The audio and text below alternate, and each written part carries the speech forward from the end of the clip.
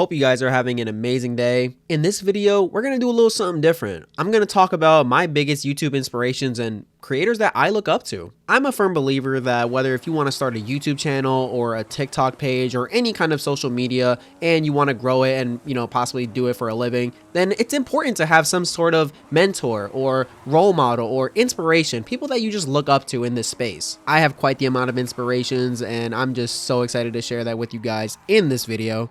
Now, I just want to quickly preface that in this video, we're going to be only talking about YouTubers, people whose content primarily revolves on this platform and this platform alone. We will not be diving into live streamers because that is a whole different thing. I'm not even going to bother tickling into that. So I say we start with some honorable mentions. Honorable mention number 1 is going to be Gideon, or Gideon, however you like to pronounce it. Gideon has made a career at this point catching predators. And if you don't know what that basically is, just know that it's a PDF file, and that's all I'm pretty much going to say. But the way how he goes about it is just so funny and creative at times. He works with another popular predator catcher that goes by the name of Skeeter Gene, and they run these sting operations where they basically get a decoy who's a 15-year-old girl, basically a minor, texting all these adults and stuff to see who catches the bait, who falls into the trap. They meet up with the predator and then it just goes from there. It's pretty hilarious. I don't know why I like watching these videos.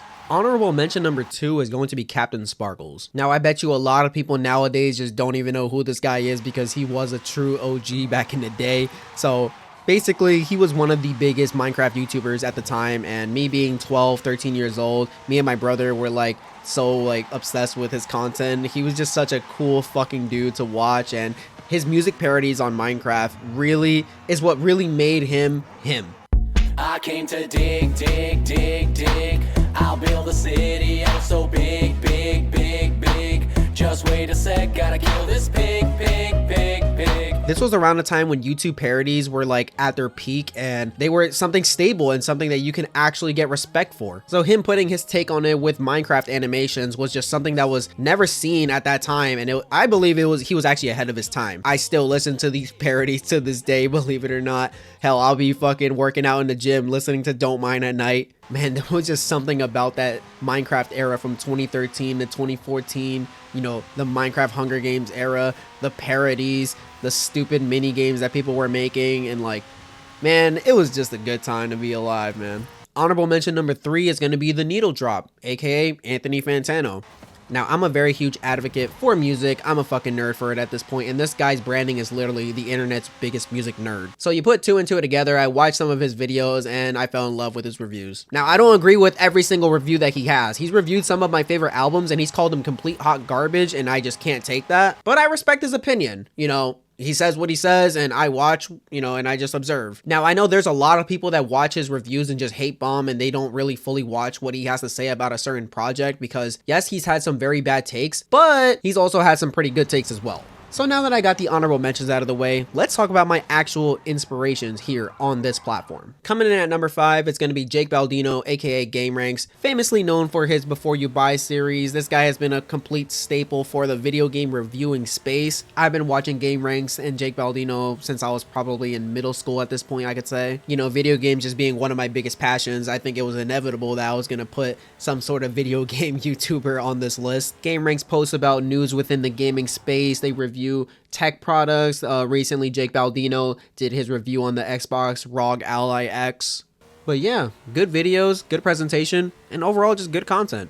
Coming in at the number 4 spot, it's going to be MKBHD, aka Marquise Brownlee. Now, I'm somebody that's very into tech. Literally, all my money goes into tech. I am not a materialistic person at all. If anything, I'm just a tech savvy fucking nerd at this point. What I could use to spend my money on probably getting new clothes and stuff like that, I just look at tech and I'm just like, oh my god, whoa, what is this new piece of tech? I need this. And yeah, it's probably something bad and I should change that, but I just can't help myself. Marquise Brownlee is one of the OG YouTubers, and this guy next to Unbox Therapy, they have been the OG of OG tech YouTubers. I discovered MKBHD's content when the iPhone 5S came out, and damn, that just feels fucking crazy for me to say. Fuck, we're we're getting old. But I just always loved how he presented himself on camera, how he introduces the product, how he goes over every feature that you need to know about, selling points of said product, and he also gives his opinion whether it's worth your money or not. Overall, just one of the goats of YouTube. If you don't know who he is at this point, well, I just put you guys on. But that's who's sitting at the number 4 spot. Coming in at the number 3 spot, it's going to be Mr. Nightmare. Mr. Nightmare is someone who's been giving me literal nightmares since I was in middle school. If you don't know who he is the biggest storytime telling creator on this platform, and it speaks for itself. The guy's been consistent for almost a decade at this point. Hell, I think it's probably been over a decade now. The images that this man would paint in my head as he tells his stories, bro, he really has one of the best like storytelling voices on YouTube, no questions asked. I remember being in middle school, literally in 7th grade, and watching his deep web horror stories. At that time, I was like very fascinated with like the dark net and stuff like that. And that was one of his most popular videos to this day. Still watch him to this day. Such a fucking amazing storyteller. Once again, I love Mr. Nightmare, and I'm gonna die on that hill. So that's who's sitting at the number 3 spot for me. Coming in at the number 2 spot, it's going to be the Internet Anarchist. Now, if you're not familiar with him, he is a YouTuber who specializes in documentary style videos. So he makes videos on YouTubers, celebrities, streamers, anything in the internet space. And if there's just one thing that I admire about this guy, it's just, man, his edits are just top notch. If you need your attention span fixed, go watch The Internet Anarchist. His edits really do speak for itself. And on top of that, just the way how he structures his videos and how he demonstrates, you know, his points and everything. You're just in for a good time every time. Man, I just love his videos and I admire his editing a lot. But that's who's sitting at the number 2 spot. Coming in at the number 1 spot, it's going to be Moist Critical, aka Charlie. Charlie is one of the coolest YouTubers that you can watch, I swear. Like, the dude is mad relatable, and it doesn't matter if you're a grown-ass man or if you're still a little kid. Like,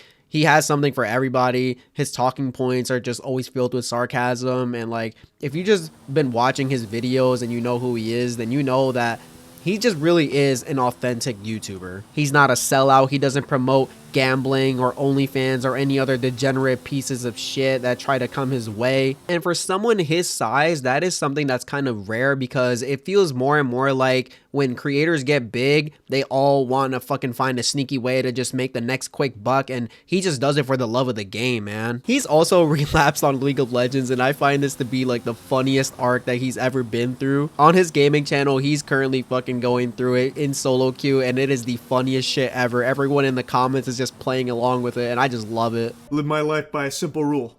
Can't end on a loss. So I'm back in it, baby. And you certainly can't end on 2 losses. Whoa, whoa, whoa, whoa, whoa. What is going on here? Why am I in queue? Why is League even open right now? What is happening? There's a ghost in the machine.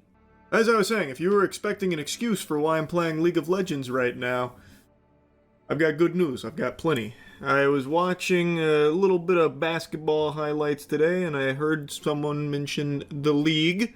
He's also recently played all 26 Resident Evil games, which is just fucking crazy. And if you guys didn't know already, Resident Evil is like my favorite video game franchise of all time. After he played them all, he ranked them and everything. But what was crazy was that we think alike, bro. He put Resident Evil 3 Nemesis at his number 1, just like me, bro. That is my favorite fucking game of all time in the series, and man, I'm just so glad that we fucking think alike in that aspect, at least.